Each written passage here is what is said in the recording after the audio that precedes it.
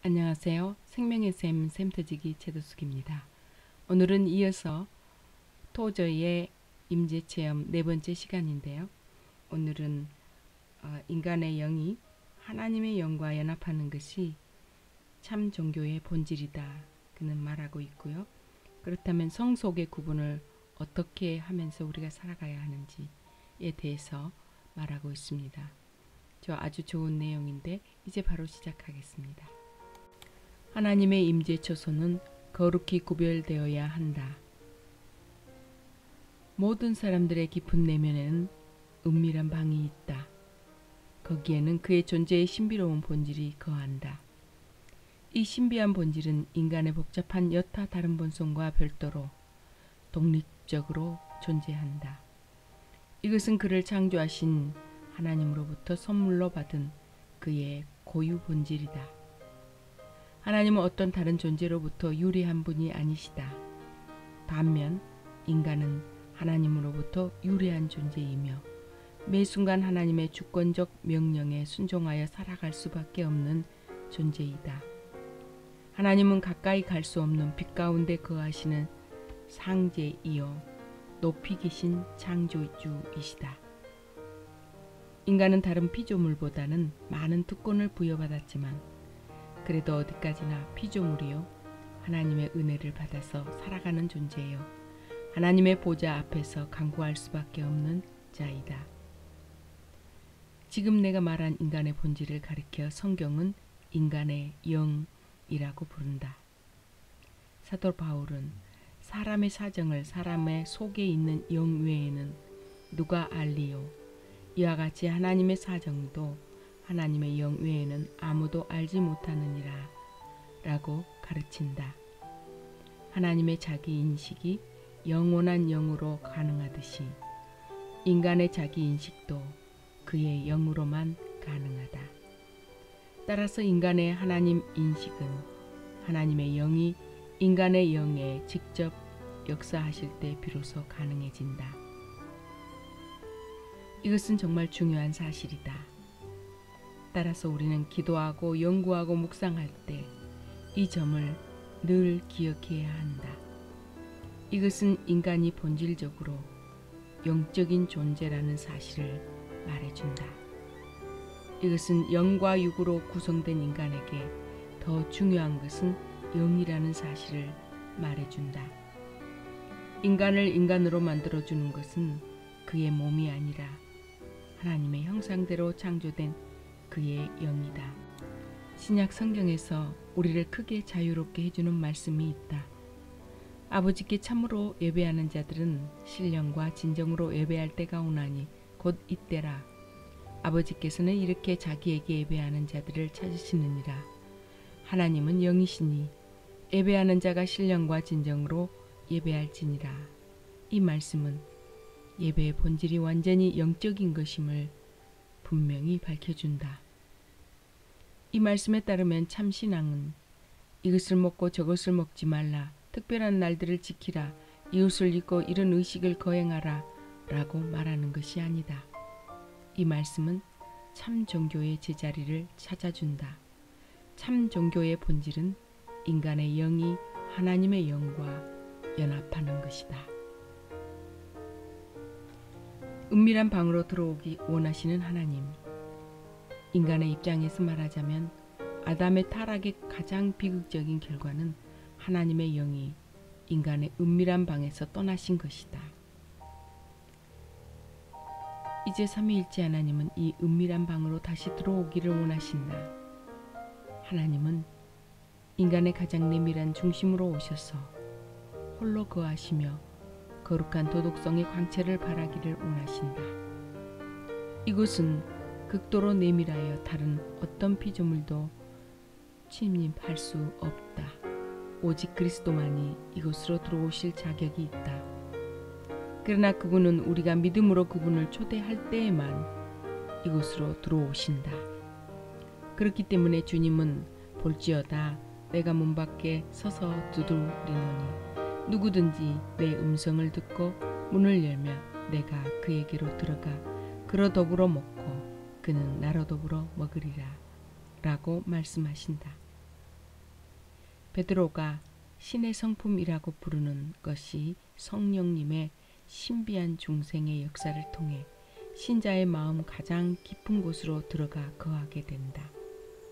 사도 바울은 누구든지 그리스도의 영이 없으면 그리스도의 사람이 아니라, 성령이 친히 우리 영으로 더불어 우리가 하나님의 자녀인 것을 증거하시나니 라고 가르친다.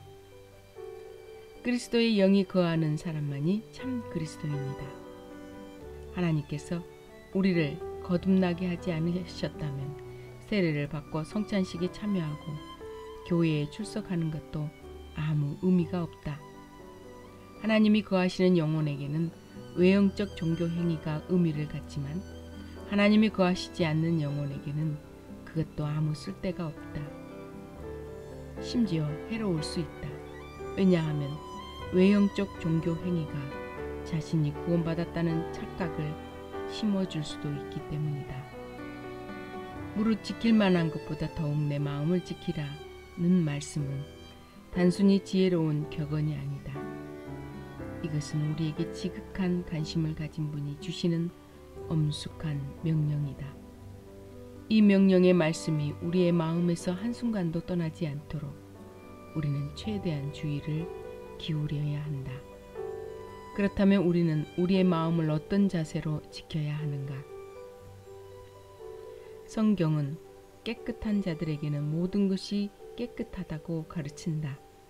이 말씀을 따라 나는 악한 사람들에게는 모든 것이 악하다고 말하고 싶다. 만물은 그 자체가 선한 것도 아니고 악한 것도 아니다. 다만 사람에 따라서 그것이 선해지기도 하고 악해지기도 한다. 모든 것은 우리의 마음이 하나님과 어떤 관계를 맺고 있느냐, 우리의 내면적 영적 생활이 어떠하냐에 달려있다. 하나님과 동행하는 사람에게는 성과 속이 구분이 무의미하다. 그는 자기의 주변 세계가 그 자체로 무해하다는 것을 인정하게 될 것이다. 그리하여 인간의 수많은 행위는 그 자체로는 선하지도 않고 악하지도 않다.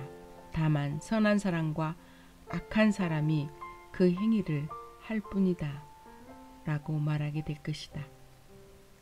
세상은 일, 여행, 결혼, 자녀 양육, 장래, 구매, 판매, 수면, 식사 및 그 밖의 다양한 사회적 활동으로 정신없이 돌아간다.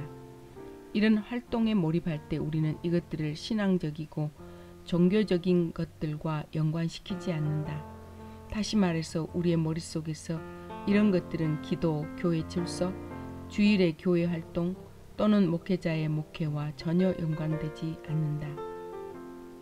대다수의 사람들이 하나님이나 신앙과 관계없이 다만 자기들의 능력을 믿는 가운데 이런 활동들을 수행하기 때문에 그리스도인들은 이런 것들을 세속적인 것들이라고 부르게 되었다. 더 나아가 우리는 이런 것들이 어느 정도 악하다고 믿게 되었다. 하지만 여기서 말하는 악은 이것의 본래부터 내재해 있는 본질적인 악이 아니다. 사도 바울은 아무리 사소한 것이라 할지라도 우리의 일상적인 활동이 성례전과 같다고 주장한다. 그렇기 때문에 그는 그런즉 너희가 먹든지 마시든지 무엇을 하든지 다 하나님의 영광을 위하여 하라. 또는 무엇을 하든지 말에나 일에나 다 주 예수의 이름으로 하고 그를 힘입어 하나님 아버지께 감사하라고 가르친다. 속된 것을 거룩하게 만든 사람들.